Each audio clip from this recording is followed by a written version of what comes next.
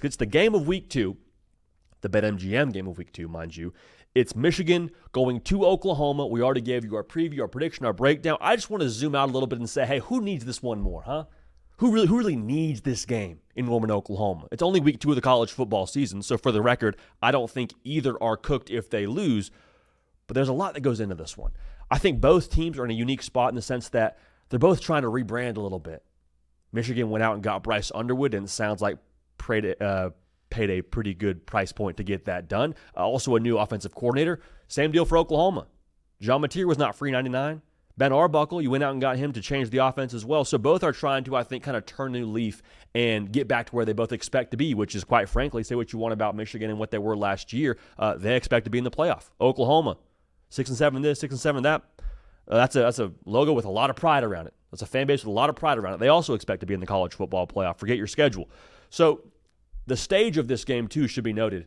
College game day, prime time on ABC, Herbie Fowler. Like, this has all the makings of, if you win this football game and look good doing it, some eyebrow-raised potential. Oh, I didn't know that Michigan was going to be like that this year. Oh, that true freshman quarterback, he can spin it. Oh, John Mateer, the guy that broke Baker Mayfield's passing record for a debut at Oklahoma, that dude, he maybe needs to be paid a little bit extra attention to in the context of this college football season. So there's the stage, there's the opportunity, there's the opponent. What would a win mean for either side? Let's start there. For Michigan, I think it would be the validation of your new way of doing things. Because think about all the things that Michigan did this offseason. We talked about hiring Chip Lindsey. We talked about Bryce Underwood. They have made a pivot to be what I would call new Michigan. Still the same bones of we want to punch you in the mouth, we want to impose our will, make you say uncle, make you quit. But they're going to be a little bit more nuanced, more modern in how they run their offense. If you beat Oklahoma at their place with all that Oklahoma has on their roster, I think this is kind of a validation to the new workout plan you've put into place here if you're Michigan. You don't need to be beach ready right now, but you like to see a little bit of definition. I just see a little bit more of those veins popping out of the biceps. Just, okay, this is going somewhere. Okay, what we're doing, the way that we're pivoting our structure, our approach, it's working. Now, we're not where we want to be just yet because we want to make the playoff. We want to win the national championship. All that is true. But if we do it right now, you see the progress. And Caden Smith and I have a podcast also on this platform, not on this platform specifically, but under the On3 umbrella, called The Huddle. So make sure you get locked in Apple, Spotify while you're subscribing to this channel. But he made a great point. As he picked Michigan to make the playoff, if you beat Oklahoma, one, what can't you accomplish? Because I think Oklahoma is actually going to be more talented than a lot of teams you play. Two, you beat Oklahoma, look at the rest of your schedule. It's up, man. It's on for Michigan if you beat Oklahoma in this game. Forget the internal side of it, what it would mean for your team, because I think that's one slice of it as well. But I think the road ahead of them becomes a lot more navigable once you get through Oklahoma with a victory. A road victory, mind you. Now for Oklahoma, if they win the football game, I think they're different than Michigan in the sense that they made moves to win today, Junior. All right? They went out and got, like I said, the offensive coordinator.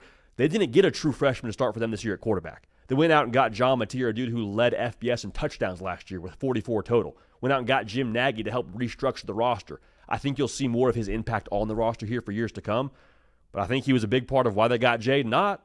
I think he was a big part of putting together the roster you saw them get post-spring practice. So when you look at Oklahoma, we talk about Michigan getting a new workout plan. Oklahoma moved gyms. Oklahoma got a new diet. Oklahoma's got a new trainer. They are making moves to win right now because guess what? It's year 4 for Brent Venables. Sharon Moore going into year 2 as the guy. Brent Venables is on a spot where people are saying, hey, is he the right guy in Norman? Is he the right guy to go take us back to where we expect to be?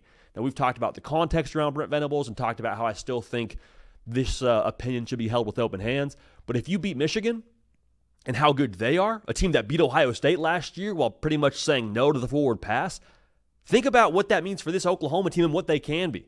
Think about what that would mean for them when it comes to the internal side of this. Because I think that maybe is a touch more important for Oklahoma than it is for Michigan. Michigan, there's a lot of players on this roster that have seen their way of doing things work. You know what I mean? They've seen themselves beat Alabama last year in the bowl game, seen themselves beat Ohio State, who won the national championship in Columbus, mind you. Oklahoma, I think there's still a little bit of, hey, who are we going to be kind of vibe. And so I think sometimes the best way to look at a game like this in terms of who it means more to is what would a loss do for either side? I think Michigan, a loss would suck. There's no way around that. It would be dang, okay, we're still trying to find ourselves a little bit, still trying to get Bryce Underwood all the way right is maybe how you would feel. without knowing how the game would actually play out. That's one of my perceived takeaways. If Michigan were to lose, I think it would probably be in some way, shape, or form due to what Bryce Underwood didn't do for you. But if you're Oklahoma, you're sitting there just feeling a little bit like, gosh, man, home field advantage, favored by a touchdown, a true freshman quarterback on the other side, a portal quarterback with his offensive coordinator, a bunch of pieces on this roster that we went out and got via the portal, and we're staring down the barrel of what our SEC schedule is going to be. Man, we still got to play Auburn. That game against Auburn now looks a little bit more intriguing after they just put the whipping on Baylor. Texas, you know what that was, but you still got to play Texas. South Carolina, Tennessee, LSU. Okay, if we're going to get back to where we expect to be as a fan base, as a team, which is the playoff, telling me we're only going to lose one of those games the rest of the way? Because we've seen now 9-3. I think with their schedule, maybe you have a conversation for the playoff. But 9-3, as we've seen so far, proven to be the cutoff with a one-year sample size in the college football playoff. So I wouldn't like the way that feels.